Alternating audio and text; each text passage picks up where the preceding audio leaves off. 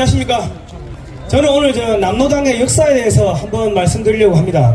지금 지난주에 천안함 용사 추모제가 있었는데 우리 윤석열 대통령이 55명의 용사들 이름을 한 명 한 명 다 부르면서 울먹거렸습니다. 그런데 그렇게 국민을 팔고 사람이 먼저다, 사람 중심으로 외치던 더불어민주당의 의원들은 단 한 명도 나타나지 않았습니다.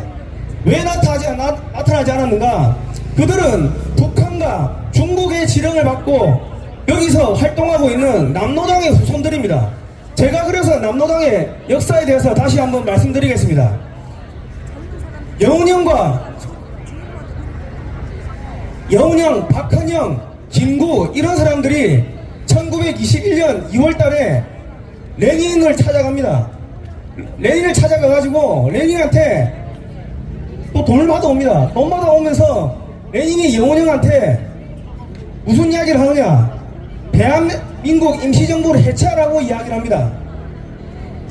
그래서 1925년에 대한민국 임시정부에서 이승만 대통령을 탄핵을 시킵니다.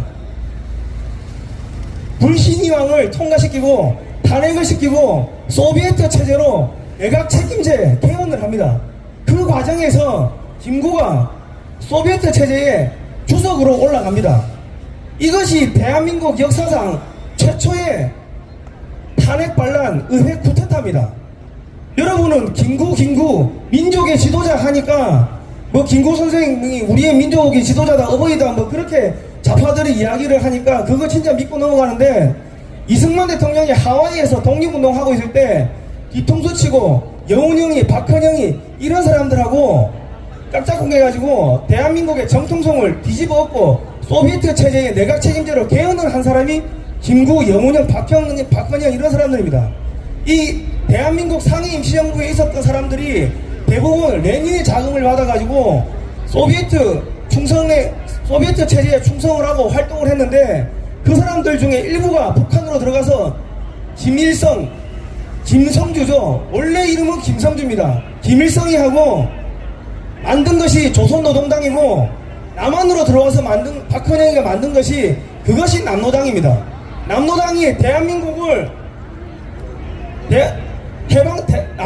대한민국을 해체하기 위해 탄생하지 못하게 하기 위해 가지고 대남공작으로서 일으킨 것이 그것이 대구 10월 폭동입니다. 1946년 9월 총파업 대구 10월 폭동입니다. 이때 활동했던 것들이 남로당이고, 전국 노동조합 평의 전평이라는 곳입니다. 얘들이 소련의 지령을 받아가지고 대구 10월 폭동을 일으키고 전국 총파업을 일으키고 그런 식으로 했습니다.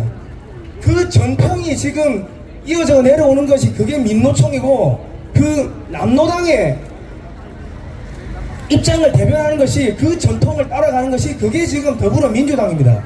그때는 박헌영이가 주도적으로 대한민국을 전복시키기 위해 가지고 거짓 선전 선동을 했다면은, 지금은 이재명이가 대한민국을 전복시키기 위해서 거짓 선전 선동을 하고 있고, 그때는 남로당이 활동을 했다면 지금은 더불어민주당이 활동을 하고 있고, 그때는 전국 노동자 평의 전평이 활동을 했다면은 지금은 민노총이 활동을 하고 있는 겁니다. 시간이 바뀌었을 뿐이고 시대가 흘렀을 뿐이고 이름이 바뀌었을 뿐이지 똑같은 공작이 똑같이 이어지고 있습니다. 대한민국 자유총선 1948년 5월 10일 자유총선을 막기 위해 가지고 제주도에서 일어난 것이 제주 4.3 공산폭동이고, 그것은 소련이 지령을 내리고 북한으로 지령이 내려오고 북한에서 남로당 제주 지부로 지령이 내려가서 일어난 것입니다. 그것을 막기 위해 가지고, 진압하기 위해 가지고 여수 순천에 있던 국군 14연대한테 가서 진압을 하라고 하니까 그 안에 있던 남로당 세력들이 들고 일어나서 폭동을 일으킨 것이, 그것이 여순 반란 사건입니다. 그런데 지금 대한민국에서 전부 다 그것을 민주화 운동이라고 이야기를 하고 있습니다. 1946년 10월 달에 대구 폭동이 일어날 때 쌀을 배급한다, 쌀을 공짜로 나눠준다, 이렇게 해가지고 남로당 사람들이 대구시청 앞으로 사람들을 다 몰고 갔습니다. 그러니까 경찰이 놀래가지고 총을 쏘고 이렇게 해산시키려고 하다가 한 명이 총에 맞아 죽었는데, 남로당의 그 비밀공작위원이었던 최무학이라는 사람이 대구 의대에서 콜레라로 죽은 시신을 끌고 나와가지고 야, 이 시신이 어저께 총 맞아 죽은 사람의 시신이다 거짓 선전선동을 하면서 경찰을 때려 죽이자 그렇게 해가지고 폭동이 확산된 겁니다. 이거 어디서 많이 보지 않았습니까? 5.18 때도 죽은 사람들 시신을 끌고 와가지고 노제를 지내고 야, 경상도 군인들이 전라도 사람 다 때려 죽이러 왔다 온갖 거짓 선전선동을 했습니다. 대구 10월 폭동하고 5.18하고 패턴이 똑같습니다.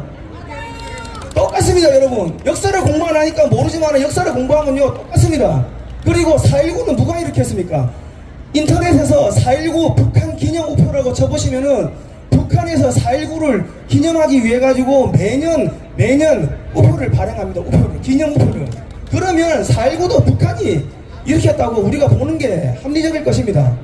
자, 김규현 국정원장님한테 제가 요청을 드리겠습니다. 지금은 북한이 돈이 없어가지고 5.18 관련 자료들, 북한 탈북자들 이야기 들어보니까 북한에 가면 뭐 기념 비석도 있다고 뭐 그러는데 그런 비석 사진도 찍어 오고 돈만 주면은 북한에 있는 정보들 얼마든지 사올 수 있습니다. 요즘은 택배로 준대, 택배로. 전화 한 통화하면 북한에 직접 통화가 된다고 합니다. 그러면 국정원에서 돈 주고 사와가지고 5.18 관련해가지고 북한에서 이러이러한 공작을 했다 이런 내용들을 언론에 퍼뜨리면 될 거 아닙니까? 윤석열 대통령께서 모사드를 요구했습니다. 모사드 같은 비밀 공작 요원을 양성하라고 국정원 개혁을 하라고 했는데 지금 김규현 국정원장님은 1년이 넘도록 지금 뭐하고 있습니까?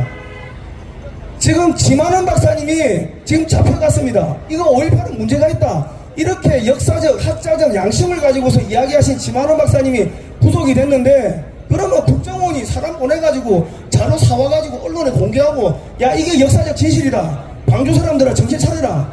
그런 것들을 해야지 그게 국정원인데 저기 있는 저 국정원 직원들은 과거에 김대중 노무현 때 들어갔던 직원들이 자기 자녀들을 또 음서제 자 그 새끼가 또 들어가고 새끼가 또 들어가고 그런 식으로 해가지고 국정원 직원들의 자식들이 들어가가지고 또 다 차지하고 있다고 합니다.